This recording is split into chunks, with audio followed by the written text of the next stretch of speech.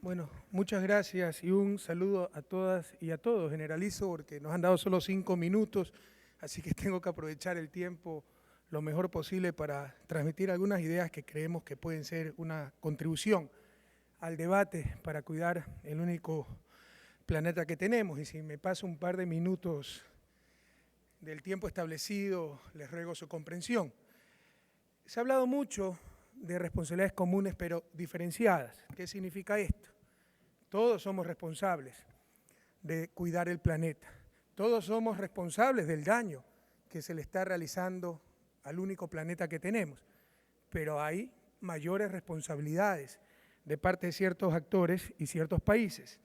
Permítanme presentar un gráfico, si es que me ayudan los que manejan la computadora y la pantalla, para demostrar esta idea. Aquí ustedes tienen un gráfico que representa el consumo, las emisiones de CO2 que se puedan analogar al consumo de bienes ambientales de diferentes países. Un país muy pobre como Etiopía tiene muy pocas emisiones, un país de renta media como Ecuador tiene algo más de emisiones per cápita por persona, un país rico como Estados Unidos, mucho más emisiones, y un país muy rico como Qatar, aún mayor cantidad de emisiones por persona. Procesando esta información y ordenándola para que nos refleje de mejor manera lo que quiero expresar, podemos ir al siguiente gráfico, un gráfico de barras, donde vemos que el 20% de países más ricos, el quintil más rico del planeta, genera el 60% de las emisiones. Mientras que el quintil más pobre del planeta, el 20% de países más pobres, genera apenas el 0.72%, menos del 1% del total de emisiones en el planeta. La relación es de 83 a 1, es decir, el grupo, el 20% de países más pobres, genera 1 tonelada de emisiones y al mismo tiempo el 20% de países más ricos del planeta está generando 83 toneladas de emisiones. Estas son las responsabilidades comunes, pero diferenciadas. Es claro quienes tienen las mayores responsabilidades. Esta distribución es una de las peores distribuciones, yo soy economista, que he visto. Hay mala distribución del ingreso, hay mala distribución de la tierra. Esta es una de las peores distribuciones, la distribución del consumo de bienes ambientales. Por cada tonelada de emisiones del 20% de países más pobres, los países más ricos botan 83 toneladas de emisiones. Pero el problema es aún más grave. Refiriendo a la mala distribución del ingreso planetario, alguien podría argumentar, sí, pero eso es culpa de los pobres, porque no tienen productividad, porque son vagos, no producen. Así que es correcta la mala distribución del ingreso a nivel planetario porque nosotros somos más eficientes, más organizados, etc. ¿Cuál es el problema aquí? Que son los países pobres los generadores de bienes ambientales, no los países ricos. Entonces están consumiendo bienes que ni siquiera generan. Pero más aún, hay otro agravante, que son las externalidades. Esto es como que si un panadero produzca 84 panes y él produciendo el pan se come uno y los que no produjeron nada, se consumen 83. Pero no solo aquello, sino que con ese consumo de 83 panes se perjudica al panadero. Me refiero al cambio climático, me refiero a los refugiados ambientales. Y esos efectos del cambio climático, el excesivo consumo de bienes ambientales por parte de los países más ricos, lo están sufriendo los países pobres y básicamente generadores de bienes ambientales. Esto, queridas amigas y amigos, constituye, si no la mayor, una de las mayores injusticias planetarias. Y ahora que están de moda los multimillonarios salvamentos bancarios, es indispensable hablar de salvamentos ambientales. Y esta es la base, esta estadística, de lo que hemos llamado responsabilidades comunes, pero diferenciadas. ¿Cómo paritarizar las compensaciones que se derivan de esta información? El pago de esa deuda ecológica por parte de los países más ricos del planeta. Se requiere cambiar la lógica económica vigente. pasar de una lógica que compensa solo mercancías, es decir, bienes que se intercambian en un mercado con un precio explícito, un tractor. Si yo tengo que desde Ecuador comprar un tractor a los países ricos, productores de motores y de tractores, tengo que pagar por ese tractor, si no, no lo puedo utilizar. Pero ellos no tienen que pagar absolutamente nada por utilizar los bienes ambientales que genera, por ejemplo, el pulmón del planeta, la selva amazónica, de cuya cuenca forma parte un país como Ecuador y, dicho sea de paso, también Brasil. Es decir, hay que cambiar esa lógica económica para no compensar solo mercancías, sino los valores de usos. La cuenca amazónica, el medio ambiente que genera esa cuenca amazónica, tiene un valor inmenso. Sin ella no existiría vida en el planeta, pero no tiene precio explícito. Y por ello, los países que generan estos bienes públicos globales no reciben ninguna compensación. Ya se han dado pasos en estos sentidos, en otros sectores y dimensiones. Me refiero básicamente al protocolo de Kioto, que fue una acción colectiva, ponernos de acuerdo, generar instituciones, un acuerdo vinculante para tratar de lograr un mejor balance ambiental. Todos ustedes conocen lo que es el protocolo de Kioto, acción colectiva, que utiliza mecanismos de mercado, genera un mercado de bonos de carbono, pero gracias a esa acción colectiva, a ese acuerdo vinculante, si no, no hubiera ese mercado de bonos de carbono. ¿Cuál es el problema? Ya ha quedado claro que los incentivos que daba Kioto para un mejor balance ambiental fueron insuficientes, ineficientes y hasta injustos. Por ejemplo, se compensaba en términos monetarios, se compensaba la reforestación, pero no se compensaba a los países que mantuvieron el bosque en pie. ¿A qué nos llevaba esto? Que en términos monetarios el mejor negocio fuera cortar el bosque en pie, vender la madera, volver a sembrar y recibir nuevamente compensaciones. Y de ahí Kioto ha caído en una serie de parches, remiendos, para tratar de cubrir en consecuencia estas inconsistencias. Compensar también a los países que mantuvieron el bosque en pie, con los mecanismos REDD, por ejemplo. Pero no se ha llegado a ese concepto integral que englobe, incorpore todo lo que se tiene que compensar. Y eso es lo que presentó Ecuador al mundo hace un par de años en la conferencia en Cancún, México. Creemos que ese concepto integrador, globalizador, que incluye todo lo que se debe compensar, es el concepto de emisiones netas evitadas. ¿Qué es lo que compensa el concepto de emisiones netas evitadas? El bosque en pie está limpiando el medio ambiente, así también como la hidroeléctrica que reemplaza una termoeléctrica y reduce emisiones. En términos netos, es equivalente el limpiar o el no ensuciar con la nueva hidroeléctrica.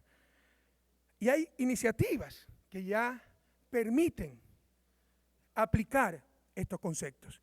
Y me refiero básicamente a una iniciativa histórica que ha presentado Ecuador ante el mundo, la iniciativa Yasuní ITT.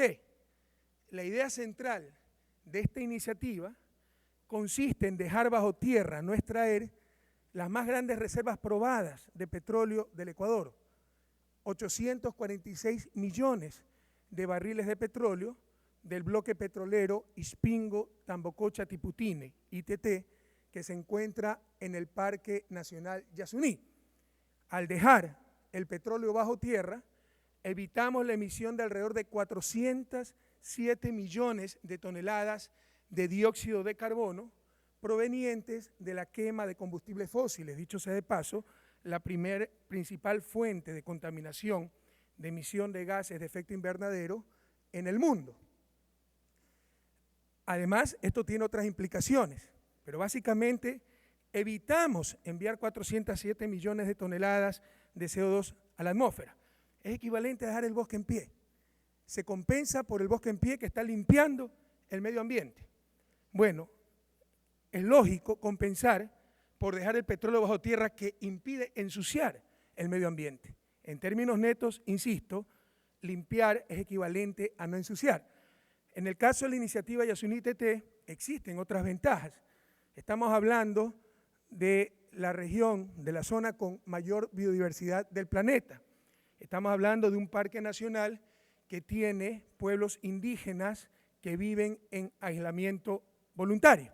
Pero aquí hay una muestra concreta de cómo pagar la deuda ecológica, cómo pasar de una lógica de compensar solo mercancías a compensar valores de uso y la aplicación de este concepto integrador que he mencionado, emisiones netas evitadas. Muchas gracias. Sin embargo, dejar estas 846 millones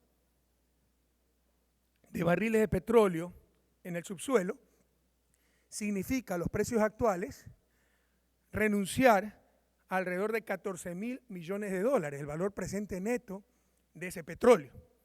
14.000 millones de dólares que un país pobre como Ecuador todavía comparte su población en miseria, en pobreza extrema, requiere urgentemente para el buen vivir, para satisfacer necesidades básicas. Por eso hemos llamado, en función de la información que les di al inicio, a la corresponsabilidad internacional.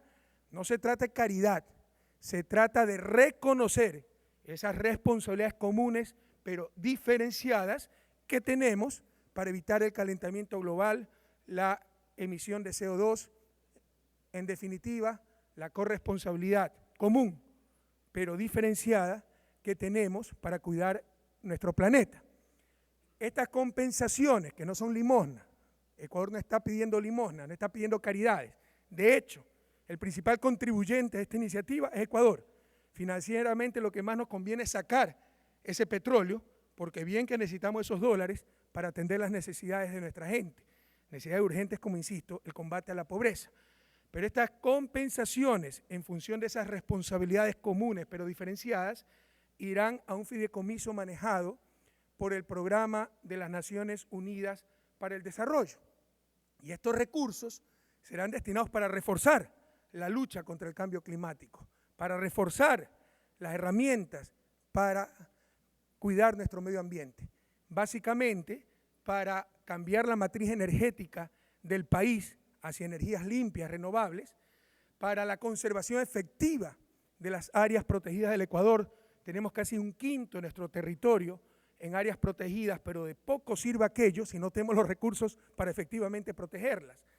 Irán para la reforestación de 1 millón de hectáreas de bosque, para el aumento de la misma eficiencia energética, para el desarrollo social en las zonas de influencia de la iniciativa y para la investigación y desarrollo tecnológico.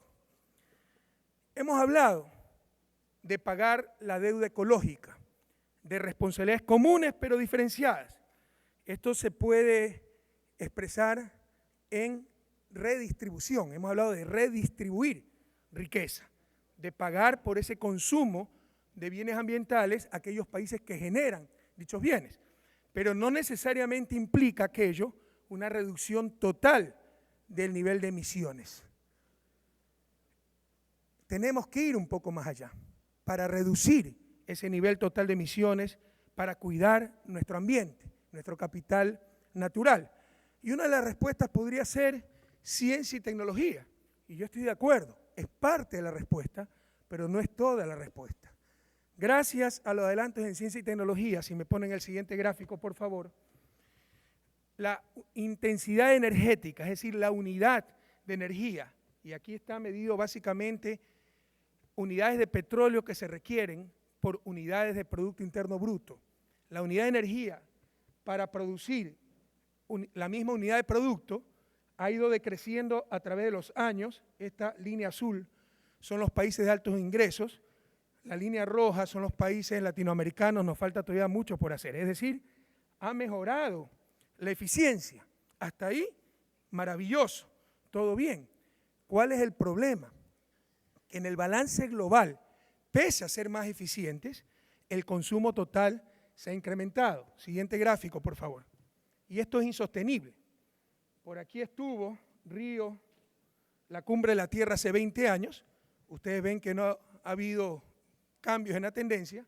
Y en el 97 estuvo Kioto, que ponía una línea de base, supuestamente limitaba el crecimiento del consumo de combustibles fósiles, pero no se respetó en absoluto el acuerdo. En general, la línea roja son los países latinoamericanos, normalmente de renta media. En general, Latinoamérica y los países de altos ingresos han aumentado su consumo de energía de origen fósil, pero la brecha entre los países de altos ingresos y los países latinoamericanos productores de bienes ambientales también ha aumentado. Entonces, fíjense, esto nos demuestra nuevamente la responsabilidad común pero diferenciada y la deuda ecológica. Los países latinoamericanos somos altos generadores de bienes ambientales y consumimos mucho menos que los países ricos, que no generan dichos bienes ambientales. ¿Qué podemos hacer para reducir esto? Les insisto, las compensaciones redistribuyen y en algo limitan, pero puede ser que estos países se vuelvan con esas compensaciones altos consumidores, altos contaminadores. ¿Cómo dar solución a estas cosas? Es imprescindible, ineludible, un cambio en la noción de desarrollo. ¿Qué es lo que entendemos como desarrollo? ¿Qué es lo que buscamos? Es imposible que un modelo de vida como el de Nueva York, el de un neoyorquino, sea generalizado. Requeriremos unos 5 planetas para poder mantener a cada ser humano sobre la Tierra con ese nivel de vida. Eso es insostenible, es imposible. Hay que cambiar la noción de desarrollo. Ecuador ha propuesto aquello, y estrictamente hablando no ha sido Ecuador, sino nuestros pueblos ancestrales, con la noción del buen vivir, el summa causai de nuestros pueblos quichua, que por la falta de tiempo no puedo extenderme en este concepto, básicamente un concepto de armonía, pero contradice la noción de desarrollo basada en un crecimiento ilimitado, que es indeseable e imposible. Pero esto quedaría en retórica, porque para cambiar la noción de desarrollo, pese a que está en la Constitución ecuatoriana, se requiere cambios culturales, es una opción de cada ser humano, de cada sociedad. Necesitamos cosas más vinculantes y por eso Ecuador trajo a esta conferencia la propuesta de la Declaración Universal de los Derechos de la Naturaleza para ese buen vivir. ¿En qué consistía esta propuesta que no fue recogida en el documento final? Que no tiene acuerdos vinculantes. Y si no hay acuerdos vinculantes, concretos, medibles, controlables, no es que hemos avanzado gran cosa. Esto ya está en la Constitución ecuatoriana.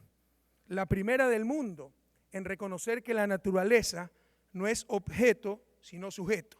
Y dice nuestra Constitución, cito, la naturaleza o Pachamama, donde se reproduce y realiza la vida, tiene derecho a que se respete integralmente su existencia y el mantenimiento y regeneración de sus ciclos vitales, estructura, funciones y procesos evolutivos.